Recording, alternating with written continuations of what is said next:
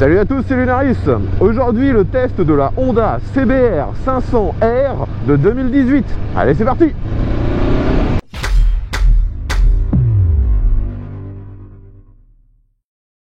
Les amis, aujourd'hui j'ai encore la chance d'avoir un abonné qui a fait pas mal de routes pour me prêter sa machine, donc je le remercie.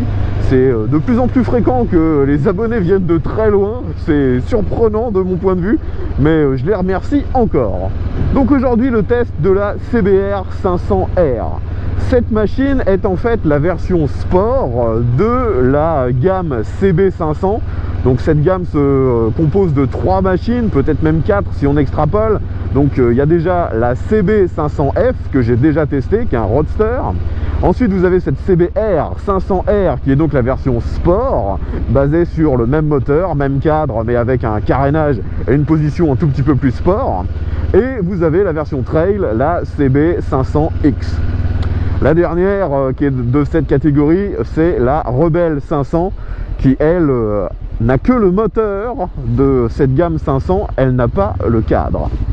Donc si vous avez déjà vu sur ma chaîne le test de la CB500F, eh bien vous allez retrouver pas mal d'aspects sur cette CBR 500R.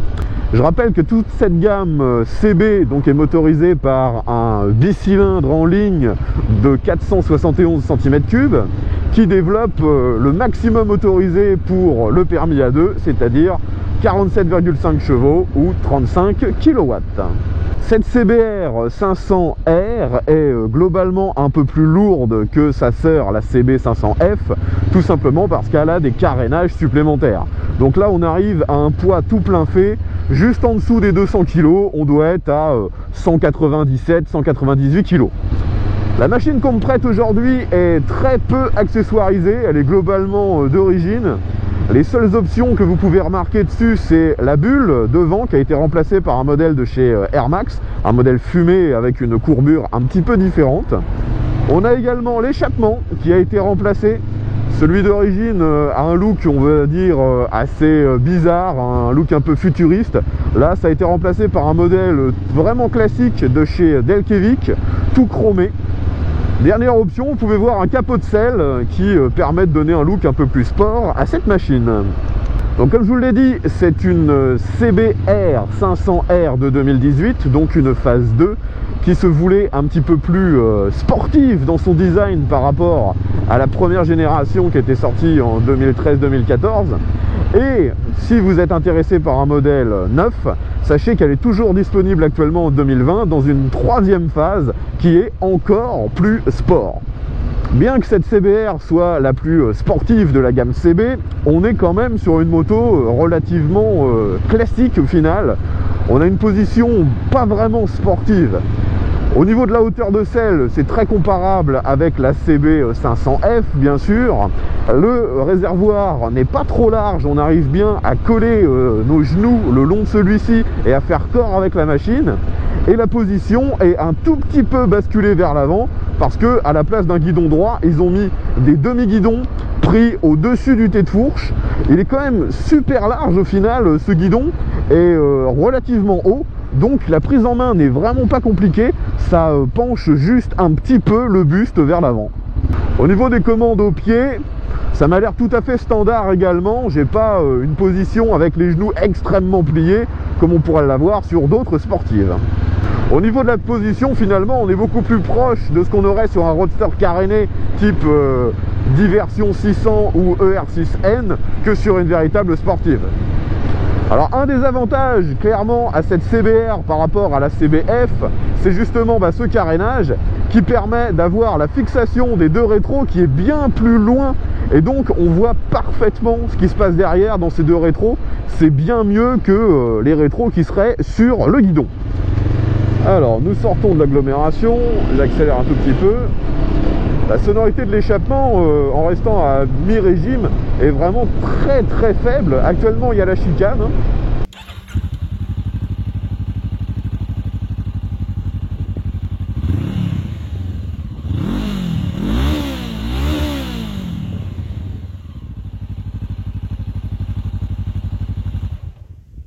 Bon par contre, dès qu'on commence à prendre un peu de vitesse, là vous voyez je suis à 70 et déjà la bulle ne sert quasiment à rien. j'ai toute l'air qui est déviée directement dans ma visière.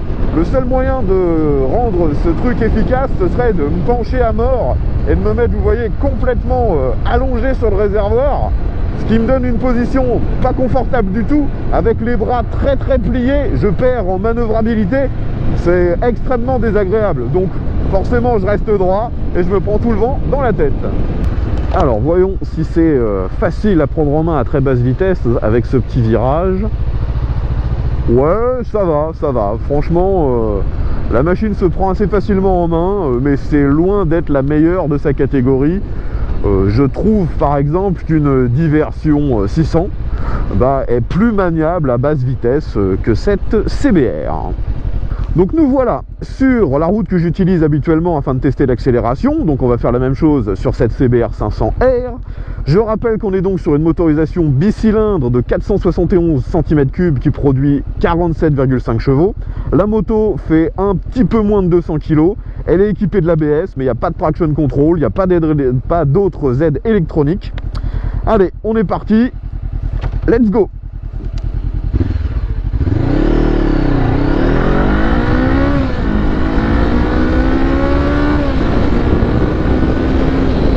On arrive à 100 km/h en troisième. L'accélération n'est vraiment pas impressionnante. Alors, comme à l'habitude, je m'arrête ici afin de tester le demi-tour. Donc vous pouvez voir que j'ai un pied qui est parfaitement à plat, l'autre qui touche sur la moitié. Il faudrait que je fasse 5 cm de plus pour réussir à avoir les deux pieds complètement à plat. Je braque à fond. L'angle de braquage a l'air satisfaisant et je ne me retrouve pas avec les pouces bloqués. Ça, c'est bien. Je reste droit afin de voir vraiment l'angle de braquage. Ouais, j'arrive à tourner sur l'espace d'une route. C'est tout à fait satisfaisant. C'est très similaire à ce qu'on aurait sur un roadster du même type en fait. On va refaire une petite accélération et ensuite on se concentre sur le freinage. Allez, let's go!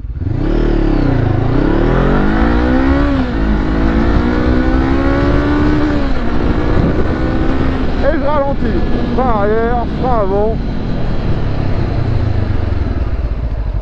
Ouais, le frein avant, actuellement, j'arrive pas à savoir en fait si le ressenti que j'ai, il est bizarre à cause des leviers qui ont été remplacés. Là, vous pouvez voir que c'est des leviers type chinois, ou si c'est le freinage qui a un peu, un manque de performance.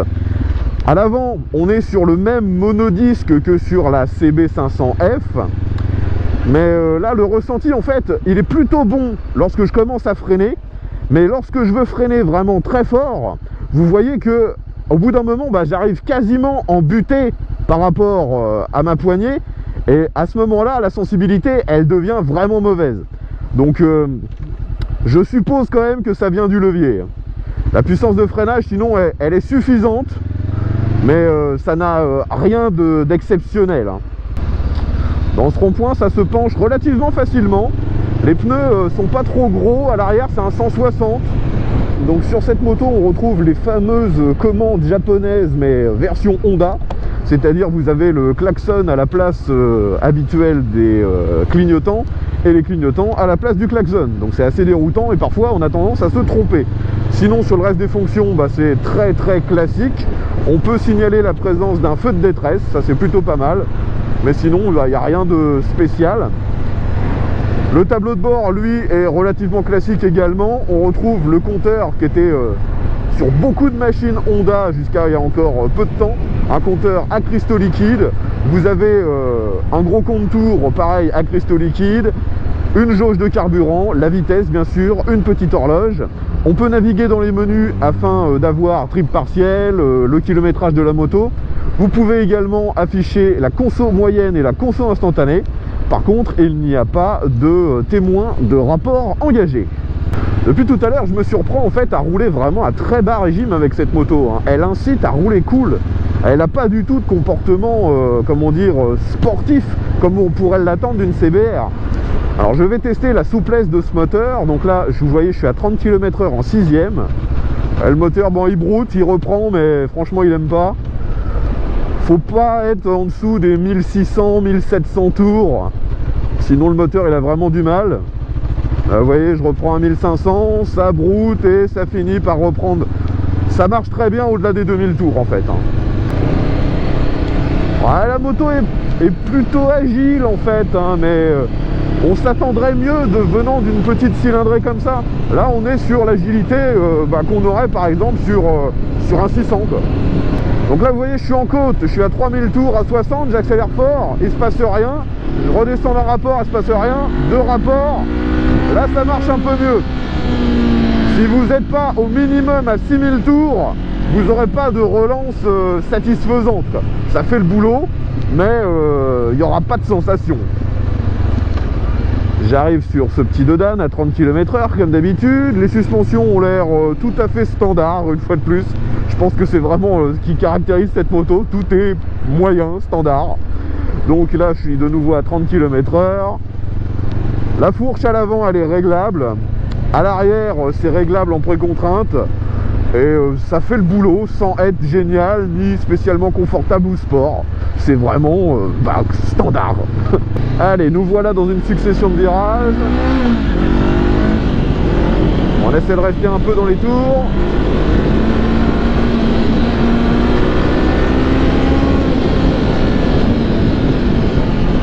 Le freinage manque clairement de mordant quand on arrive vite.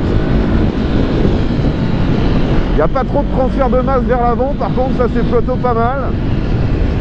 La machine s'incline bien quand on est à une vitesse un peu élevée. On n'a pas le côté un peu difficile à mettre sur l'angle qu'on a à très basse vitesse. Avec la vitesse c'est beaucoup plus simple. Par contre ouais, je suis vraiment pas rassuré par ce freinage.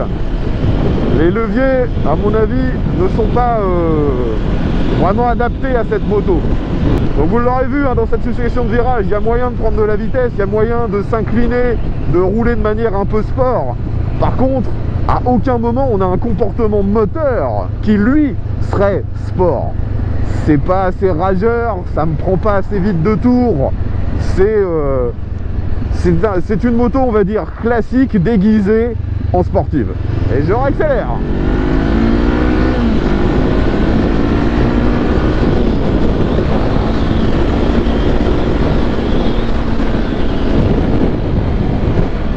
L'accélération est suffisante hein, mais je ne suis vraiment pas un fan de ce moteur Honda dans toute la gamme CB500. Je le trouve vraiment pas assez performant quoi.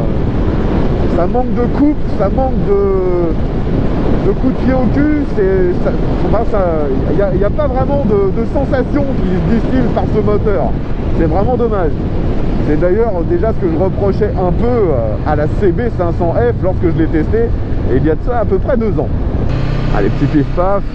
Et là vous voyez, il n'y a aucune difficulté hein, pour prendre ce truc, passer d'un angle à l'autre, c'est vraiment très simple. Mais comme je vous l'ai dit, il faut un minimum de vitesse. Alors on monte sur l'autoroute.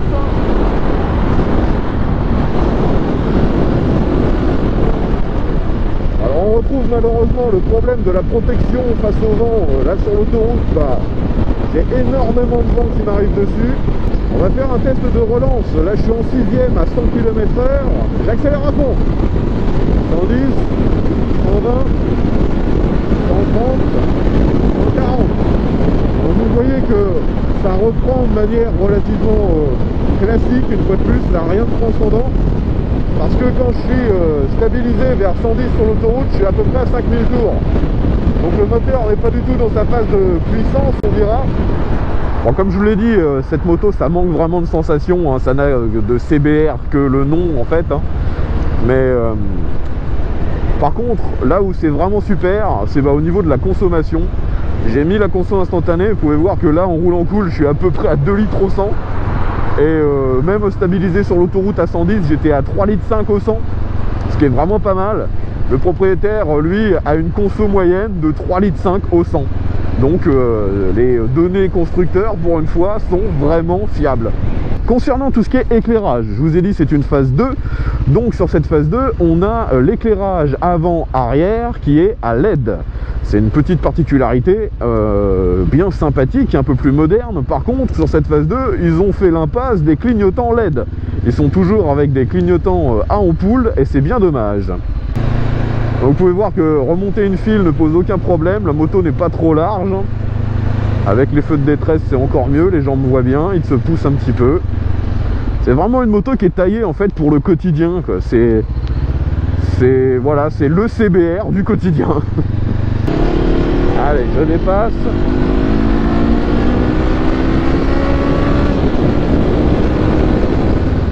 Bon les amis, je pense avoir fait le tour des caractéristiques routières de cette machine. Vous l'aurez compris, au final, c'est pas un vrai CBR pour moi. En plus, elle s'appelle CBR 500R. Pour moi, s'ils avaient dû rester logiques dans leur dénomination, elle aurait dû s'appeler CBR 500F. C'est bien plus proche d'une machine, voilà, du quotidien que d'une véritable sportive. Mais bon, faut croire que CBR 500F n'aurait pas été forcément très valorisant pour inciter les gens à l'acheter. Maintenant, parlons un petit peu des autres aspects de cette machine. Tout d'abord, les rangements. Eh bien, pour une sportive, entre guillemets, eh bien, elle a un rangement sous la selle passager qui est quand même pas mal. On peut mettre un gilet, vous pouvez mettre un U, un bloc disque. Il n'est pas forcément très haut en fait, mais il est très profond. Donc c'est utilisable, ça c'est plutôt pas mal. Ensuite, je vous l'ai déjà dit, la consommation est vraiment faible, surtout que le moteur en plus n'incite pas à rouler comme un dingue. Donc ça, pour le quotidien, c'est parfait. Le propriétaire me disait qu'il a déjà roulé avec un passager sur cette moto et que globalement ça se passe bien. Le seul petit reproche, c'est qu'il n'y a pas réellement de poignée de maintien pour le passager. Vous avez juste une petite sangle. Donc au final, cette moto, à qui se destine-t-elle? Parce que c'est un segment assez bizarre. Dans le segment des sportives compatibles A2, eh bien c'est la plus chère. Elle est à 7 000 € pour la version 2020. Un modèle d'occasion 2018 comme celui-là, c'est dans les 5 000. Franchement, c'est assez cher. Et en fait, cette moto ne conviendra pas à tout le monde. Si vous êtes quelqu'un de pragmatique, si en gros vous hésitiez à vous prendre une autre moto de la gamme CB500, mais que vous préférez le look de la CBR par rapport à la CBF, eh bien tout simplement là, la CBR est faite pour vous. Mais si vous cherchez réellement à utiliser une moto de manière sportive, avec un moteur rageur qui monte dans les tours, qui vous distillera des sensations, on va dire vraiment en faisant entre guillemets le con, eh bien je vous déconseille clairement cette CBR.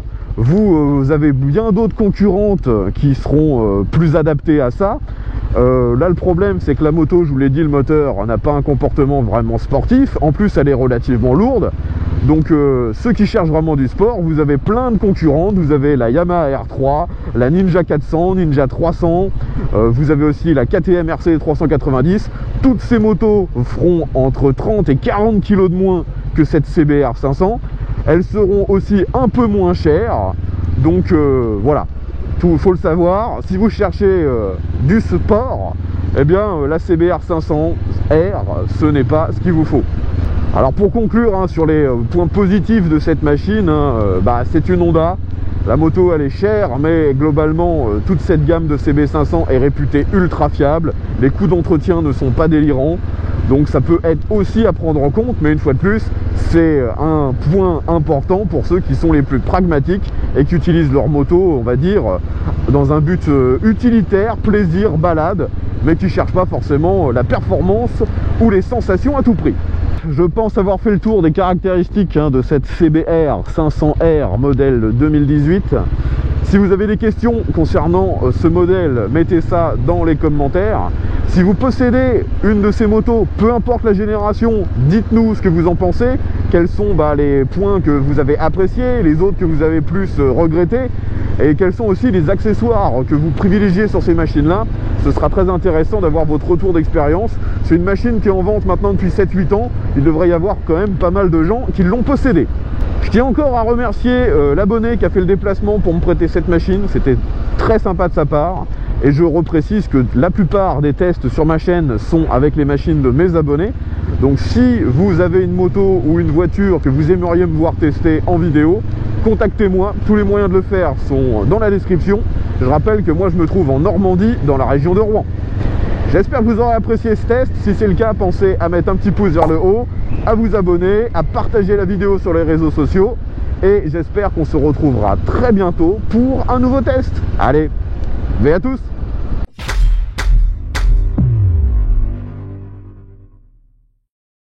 Et on accélère un peu.